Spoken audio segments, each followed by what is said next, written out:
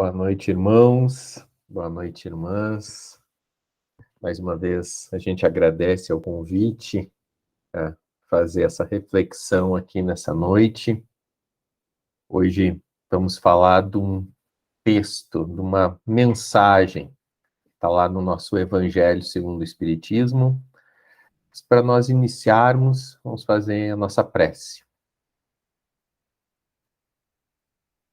Deus, de infinito amor, infinito carinho, misericórdia, abençoa a todos nós, mais essa bela noite de domingo. Ajuda-nos a sentir o seu amor, o seu carinho, a sua presença. Ajuda-nos a sermos pessoas melhores, a fazermos a verdadeira caridade, a perdoarmos, a sermos indulgentes, a entendermos o real significado da nossa existência aqui na Terra.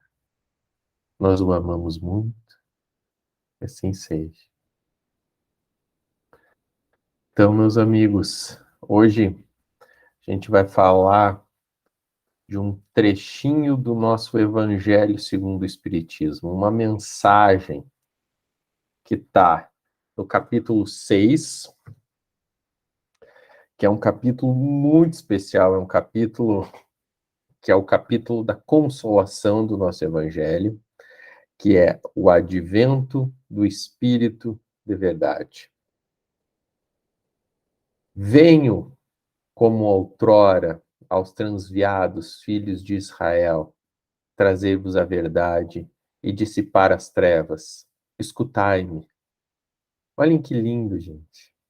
Só esse começo, o título, o advento do Espírito de verdade. Essa palavra advento não é uma palavra muito usada para nós, né? Mas o advento quer dizer a chegada. E como a gente sabe, o Cristo houvera prometido aos apóstolos, naquela noite especial, que é a última ceia, que ele reúne a todos, avisa eles de que vai embora. E aí Pedro, muito emocionado, se agarra em Jesus e diz: Mestre, não nos abandone. E ele avisa: na hora certa eu vos enviarei o Consolador prometido, o Espírito de verdade, que há de ficar com vós até o fim dos tempos. Pois bem, essa mensagem vem nos falar: chegou o Espírito de verdade. Por isso é o advento do Espírito de verdade. A chegada dele. É Jesus, gente. O Espiritismo nada mais é do que o cristianismo redivivo. Nada mais é do que a boa nova, não mais daquela forma subjetiva que era lá para o povo da época do Cristo, e sim de uma forma sintético-analítica. O Espiritismo, meus irmãos, é a boa nova para a civilização ocidental, para a nossa civilização de hoje. A nossa civilização que não entende mais da mesma maneira as parábolas, as figuras de linguagem. E o que é aquele livro dos Espíritos, gente? Perguntas e respostas, respostas objetivas, que na resposta 600, a pergunta 642, que Kardec pergunta: para agradar a Deus, basta não fazer o mal? E a resposta é espetacular: não, para agradar a Deus deve-se fazer todo o bem possível. Deixar de fazer o bem é fazer o mal. É por isso que a máxima que Kardec nos traz é: fora da caridade não há salvação. Salvação, gente, não é do inferno.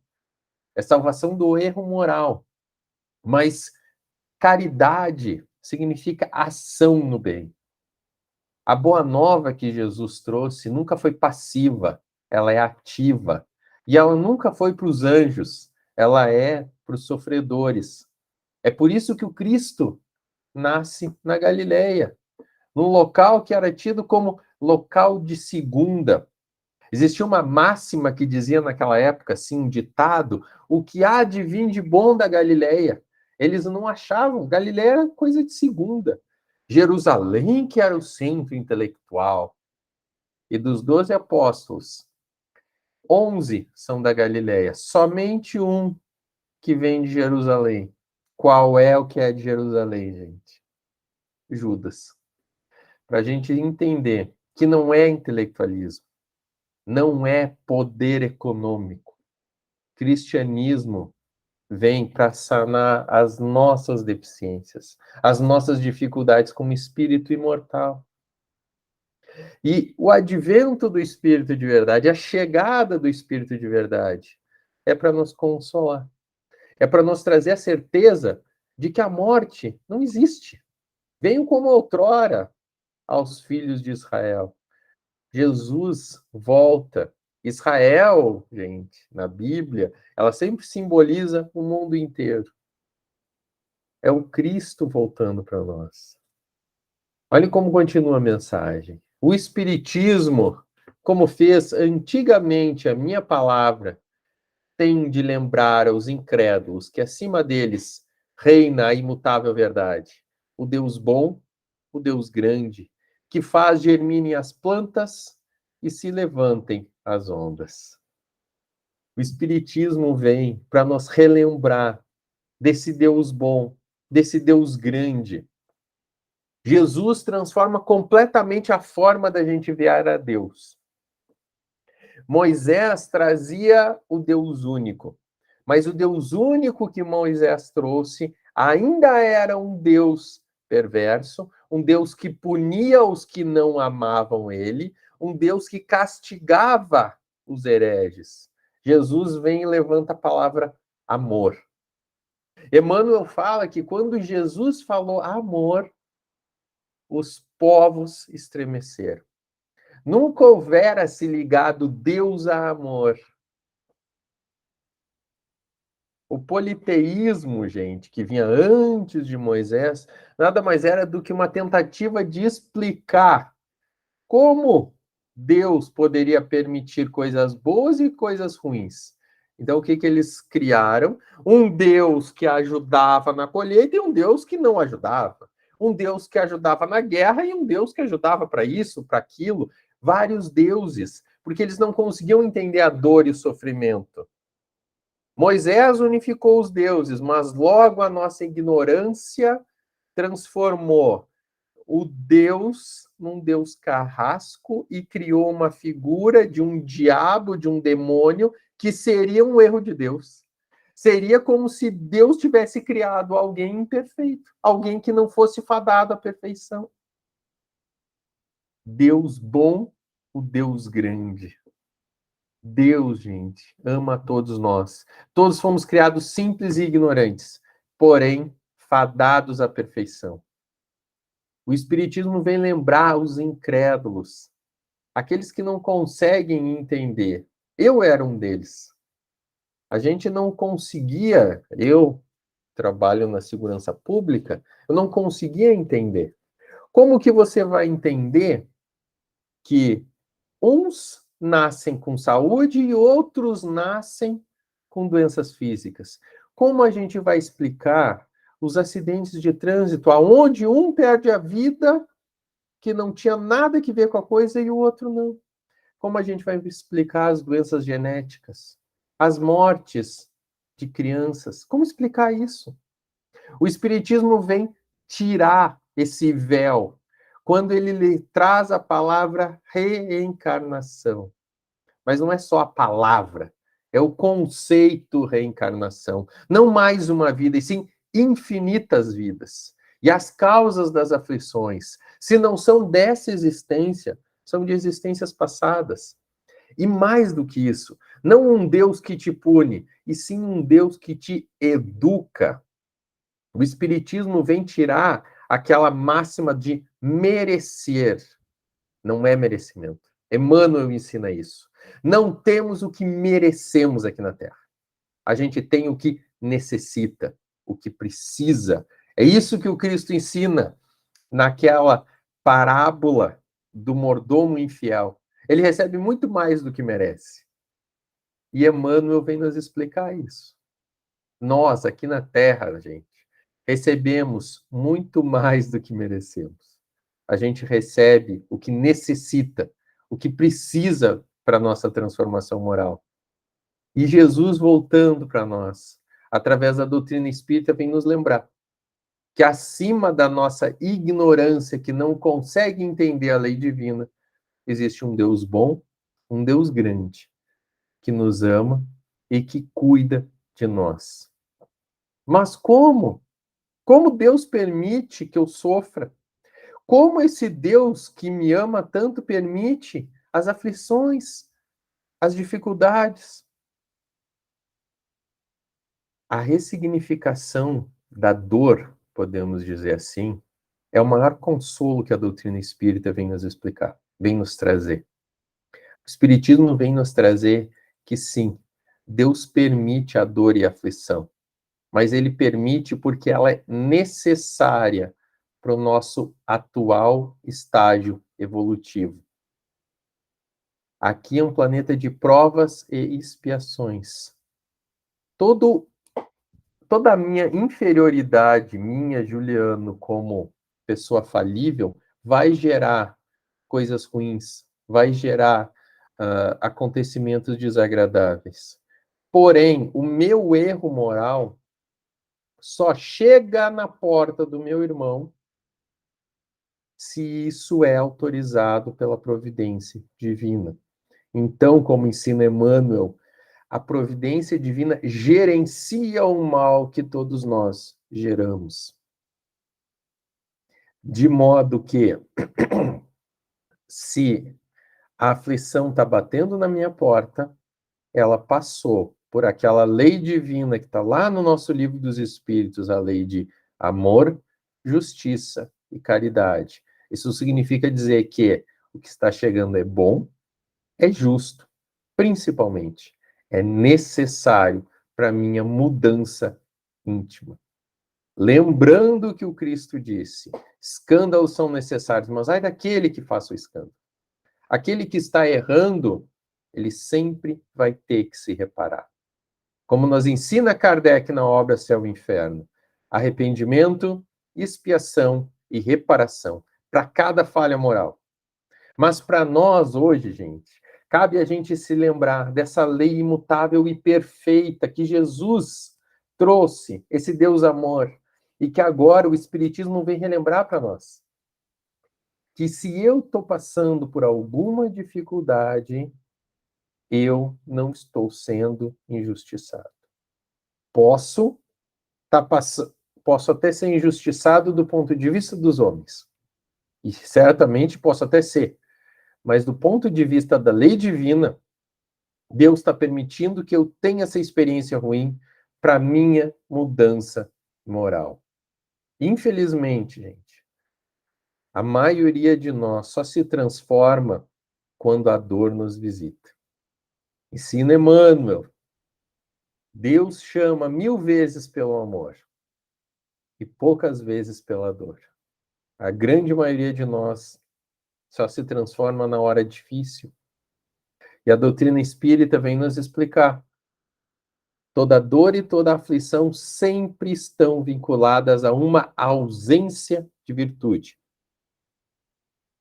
A falta da virtude nos leva a passar por essa experiência. Mas Deus nos ama, gente.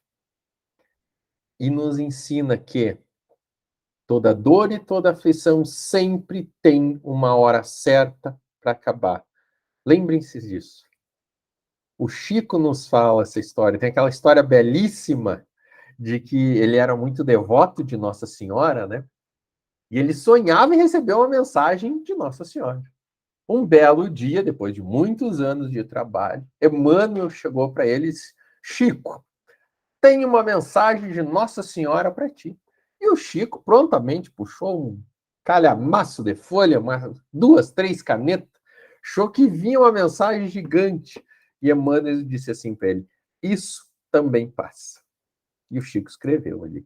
E ficou. E Emmanuel disse: não, é isso mesmo, Chico. Só isso? Sim.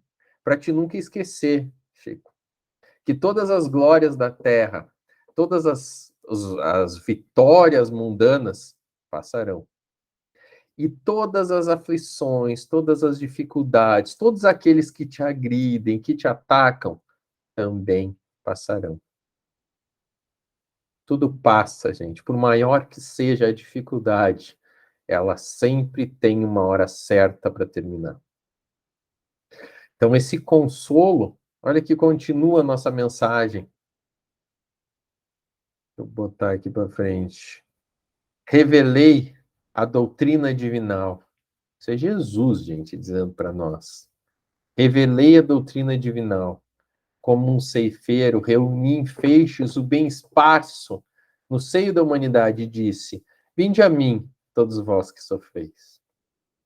Quando a gente vai ler, gente, a Boa Nova, a gente nota que o que Jesus trouxe, o que Jesus falou, era coisas que já existiam. Só que ele reúne tudo. No livro A Caminho da Luz, Emmanuel vai nos esclarecer que, desde que a Terra surgiu, o Cristo já era o governador espiritual. E é por isso que ele dizia: das ovelhas que meu Pai me confiou, nenhuma se perderá. Nós somos as ovelhas do Mestre. E ao longo desses milênios da formação da Terra, na hora certa, Jesus tem enviado seus missionários. Moisés, Lao Tse, Confúcio, Maomé, Buda, Gandhi, Chico, todos vieram com a missão de nos demonstrar o cristianismo. O que é o cristianismo? É uma doutrina que vem te ensinar a ser melhor. Cristianismo é transformação moral, gente. Não é outra coisa. Cristianismo é transformação moral. E todas as religiões, todos esses missionários sempre levantaram a mesma bandeira. Amar o próximo como a si mesmo, das mais diferentes maneiras. E olhem que belíssimo é a lei, que é amar o próximo como a si mesmo. Não é amar o próximo como Jesus.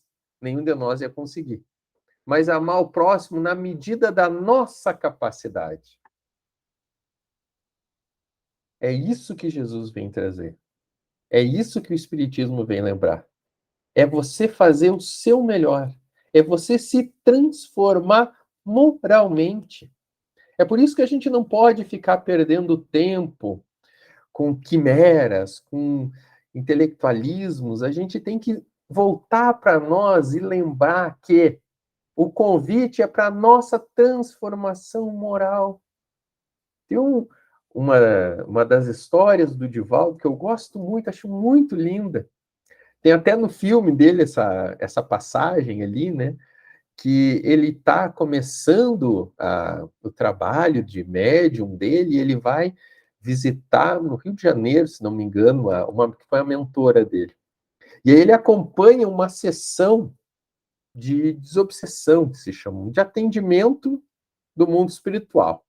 E tinha ali um dialogador, né, muito severo, e ele falava com o espírito ali que estava através da média de uma forma muito severa, dizendo que ele não podia fazer, e citava versículo, citava aquilo, e o espírito ria dele. E aí foi uma senhora muito simples, e ela fala com amor e carinho, mas fala de uma maneira simples, sentida. E o Divaldo, muito impressionado, olha para a senhora e diz: nossa, ela deve ter estudado muito. E ela olha para o Divaldo e diz: não, na verdade ela até é analfabeta, mas ela fala com amor. É o amor que transforma, gente. Jesus veio nos ensinar isso. E quando ele diz: vinde a mim, todos vós que sofreis, vamos a ele. Que a gente entregue as nossas dores, as nossas aflições ao Mestre. Porque ele veio nos trazer a certeza da vida futura, a certeza do amor divino. É isso que vai nos consolar. É isso que vai nos tranquilizar em todas as dificuldades que nós vamos ter aqui na Terra. Todos teremos essas dificuldades. Por mais que a gente olhe para a grama do vizinho e ache que é mais verde, nosso vizinho também tem problemas. Nosso vizinho também tem dificuldades. Só a gente lembrar todos os apóstolos, todos aqueles que a gente tanto acha que foram tão bem, Os apóstolos todos tiveram mortes violentas, tirando João, que desencarnou de velho, porém foi exilado, foi perseguido. Paulo de Tarso, Maria Magdala, todos com existências difíceis. O nosso querido Chico dizia, diz para nós Jesus, mas ingratos, os homens afastaram-se do caminho reto e largo que conduz ao reino de meu Pai, enveredaram pelas ásperas sendas da impiedade.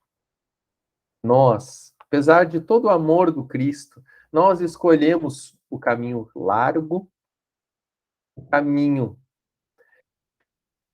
dos vícios, o caminho do materialismo, podemos dizer assim.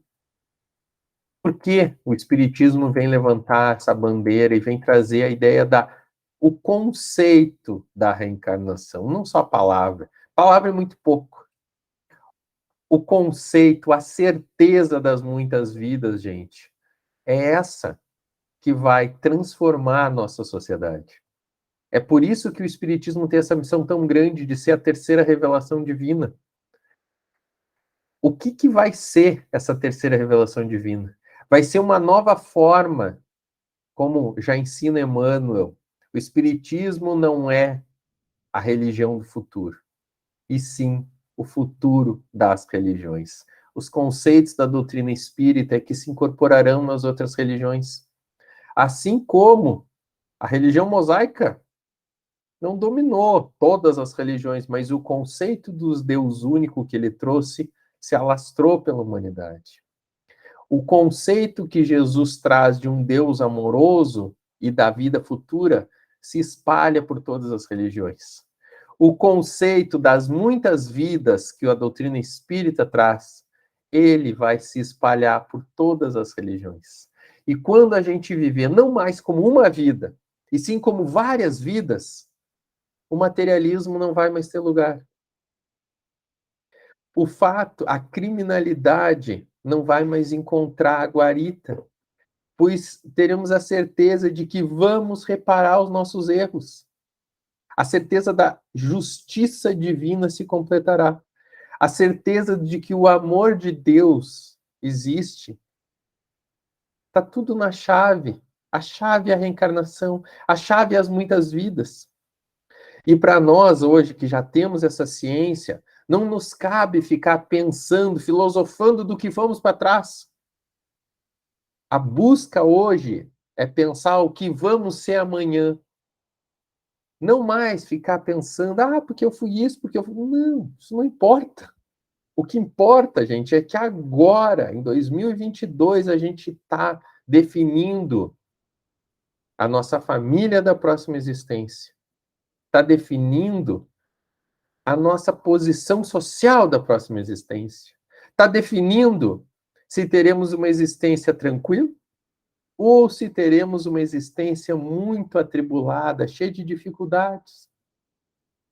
Meu Pai, dizia o Cristo, não quer aniquilar a raça humana, quer que, ajudando-vos uns aos outros, mortos e vivos, isto é, mortos segundo a carne, porquanto não existe a morte, vos socorrais mutuamente, e que se faça ouvir não mais a voz dos profetas e dos apóstolos, mas a dos que já não vivem na terra, aclamar. Orai e crede, pois que a morte e a ressurreição, sendo a vida a prova buscada, e durante a qual as virtudes que houverdes cultivado crescerão e se desenvolverão como o cedro. Olhem que lindo. Quis o Cristo que essa revelação, a terceira revelação, a que é para ficar para sempre, viesse não dos encarnados, e sim dos desencarnados.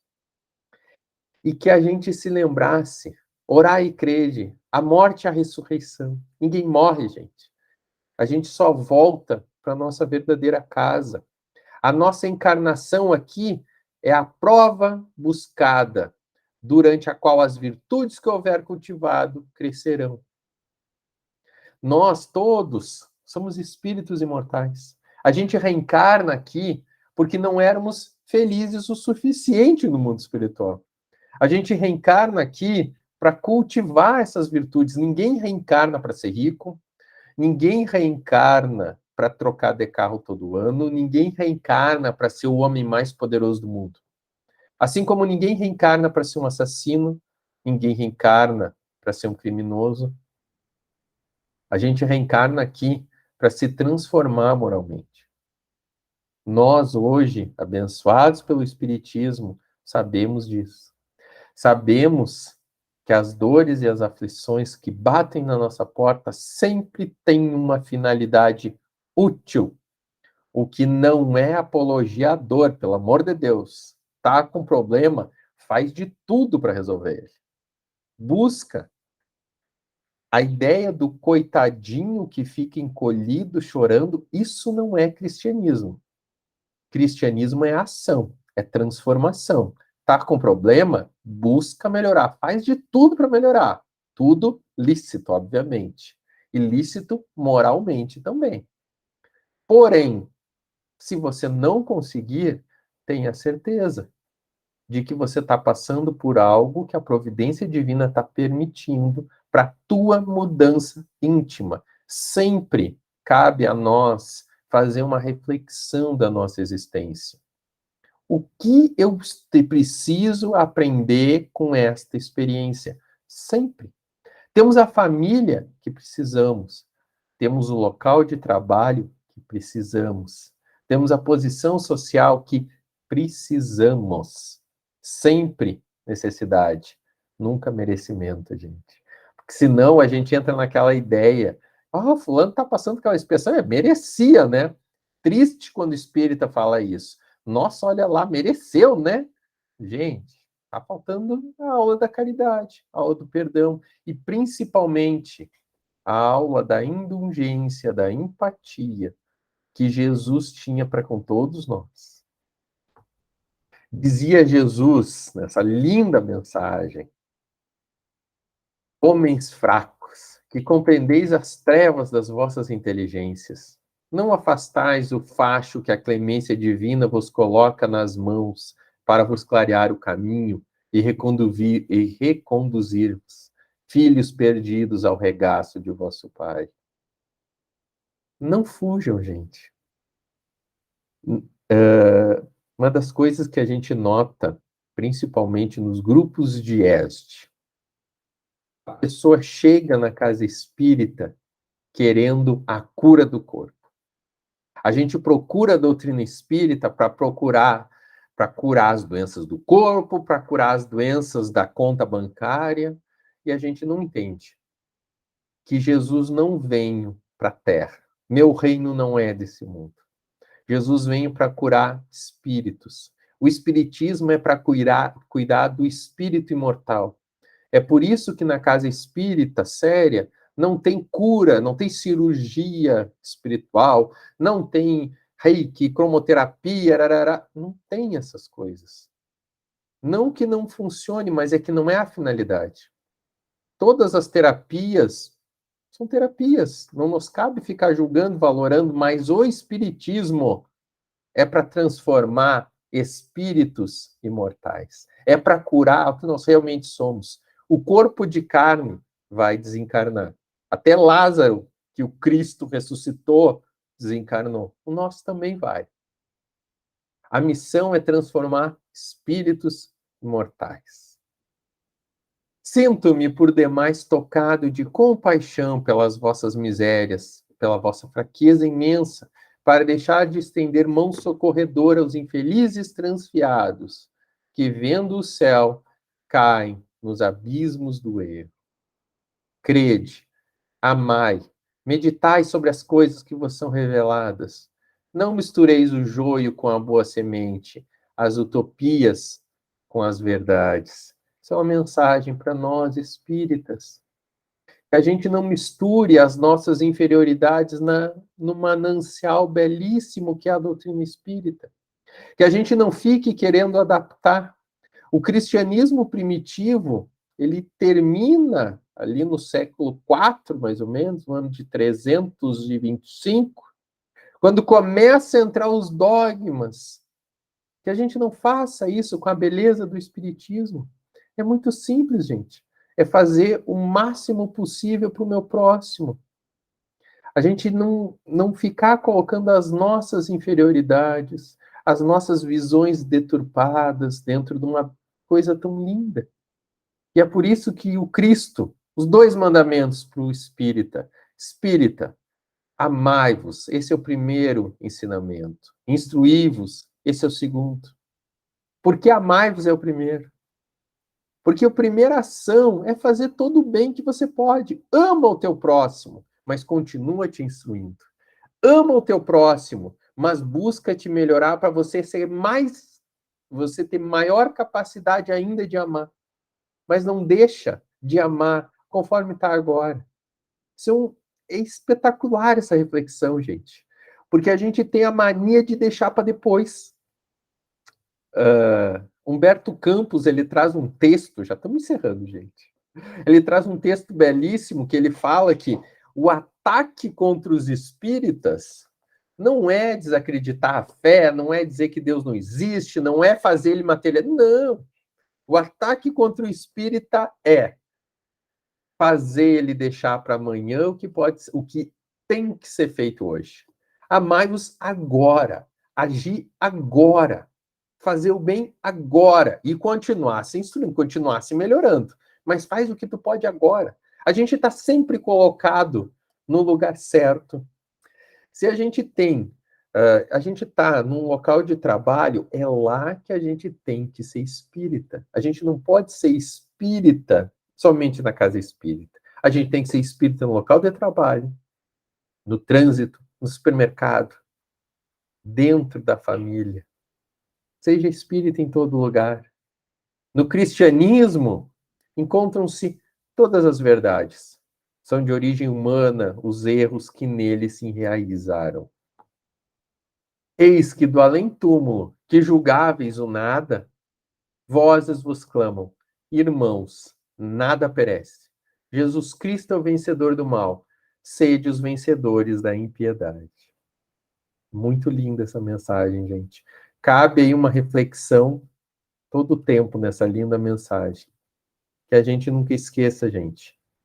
Tem uma mensagem de Bittencourt Sampaio que ele manda através do Chico, que ele diz assim: Cristo está no leme. Não importa a tempestade. Jesus está no leme. Está no leme do nosso planeta, está no leme do nosso continente, do nosso país, do nosso estado, da nossa cidade, principalmente. Está no leme de tudo o que nos cerca. Não existe, gente. Jamais vamos ser injustiçados.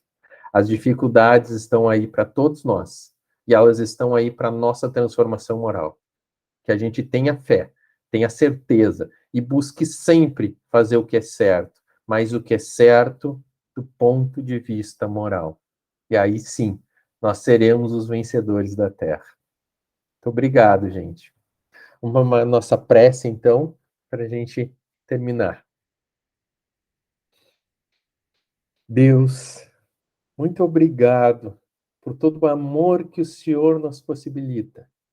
Muito obrigado, Pai, por tudo que o Senhor nos proporciona nessa existência. Ajuda-nos a ser pessoas cada vez melhores. Ajuda-nos a sentir o seu amor constante. Nós o amamos muito. Assim seja.